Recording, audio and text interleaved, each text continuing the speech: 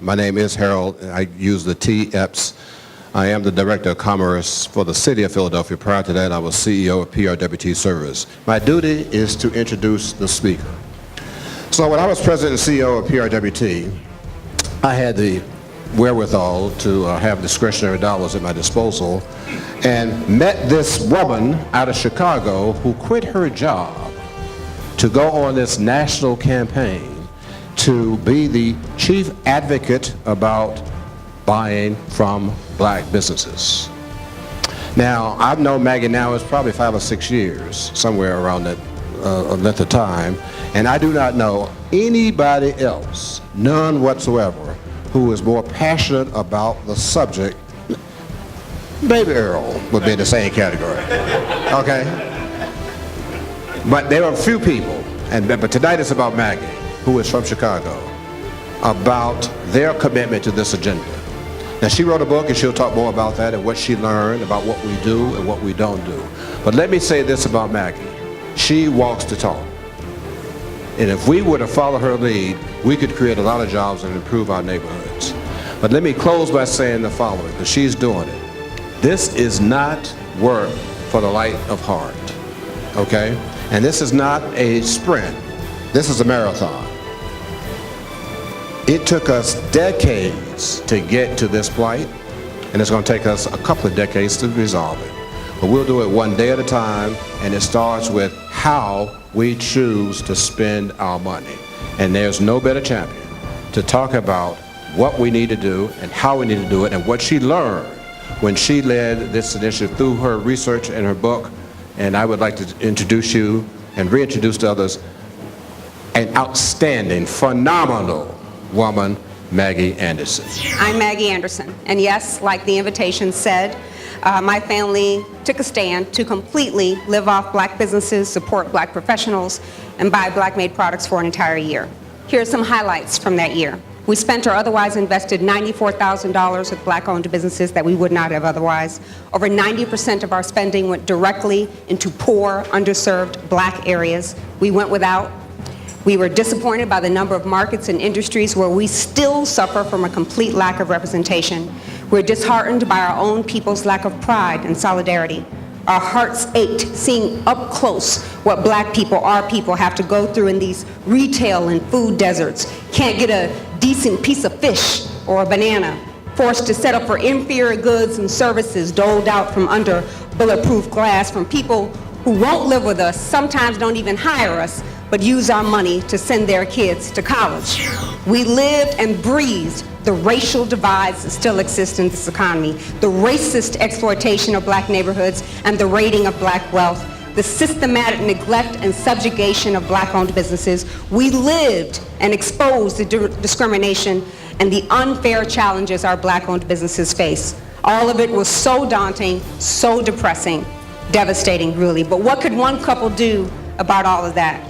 But we also learned that in the Asian American community, the dollar circulates among that community's banks and retailers and professionals for about 28 days before it goes outside. Our Jewish friends, they keep their dollar for 21 days before it goes outside.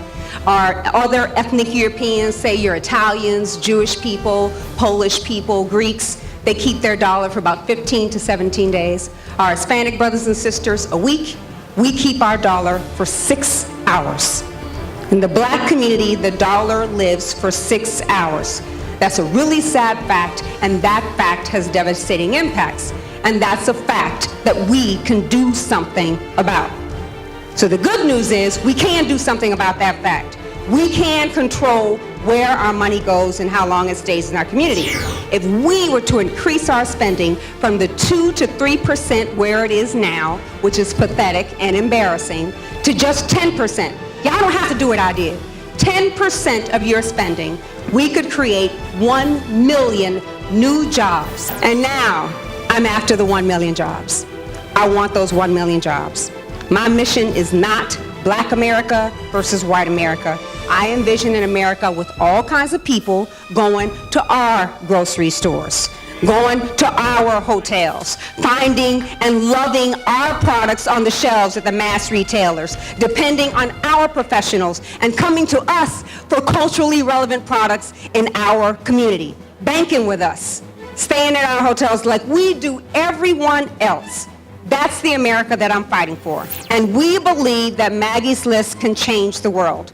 Just imagine the empowerment experiment. Everyone loves the empowerment experiment. The commitment, the spending, the businesses we showcase, the tracking of the money and how it impacted the businesses in the community. Imagine that scaled. That's what MaggiesList.com wants to do.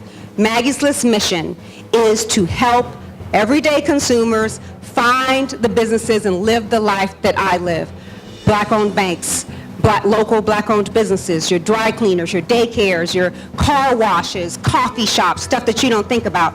The businesses that you don't know exist at the airport. The businesses that have black inputs. So Oreo cookies, did you know that the white stuff in the middle is made from a black firm, a wonderful black family that employs 200 people? Buy Oreo cookies. That's the kind of stuff that you're going to find at Maggie's List. Black-owned hotels, black-owned B&Bs, all these things that you don't think about. I will show you how to make sure that you put money back into our community every day. That's what Maggie's List does. And beyond that, Maggie's List is there to facilitate and track our movement, to put it out in the public that there is a new movement now today. Black people coming together, some not black, coming together to make sure that there is no more economic injustice in America. We are going to make sure that businesses start using our black MBEs, more engagement and development and opportunity for black suppliers and vendors and franchisees. None of that is going to happen unless there is an organized, national, consumer-based movement. They are not going to change because we tell them to. They're going to change because we make them change. And I'm proud to say that that's what I contribute to our cause. I'm the consumer part of the movement. I can't do what Suleiman does. I can't do what our fantastic chambers do. I can't do what the NMSDC does. But I can inspire my consumers because of what I did to put a little bit more money into our community, to proactively and proudly and publicly support black-owned businesses. And together we can speak out for the MBEs to say and demand that if you want us to do business with you, you gotta do business with us first. That's what Maggie's List is gonna do. Think about it. Magic Shade, Dark and Lovely, Roots of Nature, Less Jam, Spoken Waves, Carefree Curl, Motions, all those brands, the brands that only black people buy every day, are owned by L'Oreal, a company based out of France. And L'Oreal is making wonderful commercials with our pretty black people in them, putting our beautiful black people on the boxes and the kente cloth and the red, black, and green. But L'Oreal is not doing business with black firms. I do my research. I got just as much up here as I do in here. I got a JD and an MBA from the University of Chicago. President Barack Obama was my professor there. I'm smart. I'm smart. I don't just have my fist in the air, I got my book in hand. So I did my research and I found one. They have one black supplier. All those brands, all those billions that they make off of our consumers. One black supplier who worked for the company in France. So they got one black supplier in France who worked for the company. Now there are tons of quality black MBEs that could do so much for L'Oreal. IT, printing, trucking, they can manufacture the inputs for the products. All those wonderful brands. There's something that black firms can do. But those guys don't live in France and they don't work for L'Oreal now. They have to find a way to find more black businesses. And we should know about them. That should be their marketing to us. They should be saying, do business with us because we do business with Alpha Office Supplies for our office supplies. We do business with Omega Optical. They should be able to say that. They don't say that now, but we shop with them anyway. Maggie's List is going to stop that. If you want us to do business with you, you got to do business with us. We have to fight for transparency, for truth, for justice, for black-owned businesses as a national alliance. Let me give you one more anecdote. I asked the question. I asked Hennessy, and they won't tell how much money they make off black consumers. But again, I have just as much up here as I do in here, and I did my own research, and I learned that at least 60% of Hennessy's U.S. revenues come from black people. 60%.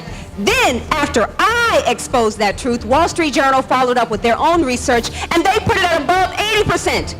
80% of their money comes from us. And with their company, therefore, wholly dependent on us to survive. They don't even have a supplier diversity program, meaning they don't even have the fake black-white handshake on the website trying to fool somebody, much less a practice to engage black distributors, black vendors, black suppliers, and advertise in black press. I hope I can get you to support Maggie's List. Get on Maggie's List, join as a consumer or business. We have to showcase our unity, sharp, proud, ready, and strong. Just never gonna get up. So I asked God, what else do I need to do? Because my people aren't making the changes, at least not as fast as we need. And when we do try, it just feels like we begging and bribing and cowering and kowtowing. We need something better than that. So what am I doing wrong? I asked, Lord. And you know what God said to me, Broderick? He said, this ain't about you, Maggie. This ain't about you. This ain't about your kids going without fresh food. This ain't about you sacrificing your mama. And I have blessed you. I blessed you by giving you the answer and letting you live it and feel it and suffer through it. I blessed you by letting you do that and teach it. I blessed you. And that's what I realized, that what I thought was a burden was actually a blessing. That's when I saw it. Do you believe that of us? That we are strong, even though they say we are weak. If you really do believe that, I need you to take part in this movement. There are so many things you can do. Broderick will tell you, will teach you, will ask you for help. Don't ignore him. Don't go home and let this feeling that you have linger and die. Do something about it tonight. We need your help for Maggie's List to be a success. It is brought to you by the Empowerment Experiment Foundation, my 501c3. We're not trying to get rich off this. We are trying to scale the impact of the Empowerment Experiment. I need you for that. So please, let's not cry about Trayvon and the 4 little girls and Mima and all the terrible things that are happening in our community now. Cry about that. You can. But cry now, too, at the wonder of God, who would align us and unite us like this. Cry for that. Clap for that. Thank you so much. Thank you for letting me share my story tonight. Thank you for coming. It really, really touches me that you got dressed and came out just to talk about supporting black-owned businesses. Thank you for making our first public announcement of Maggie's List. Thank you all for your support. I love you. Thank you, thank you, thank you. I'm very looking forward to talking to all of you. Thank you.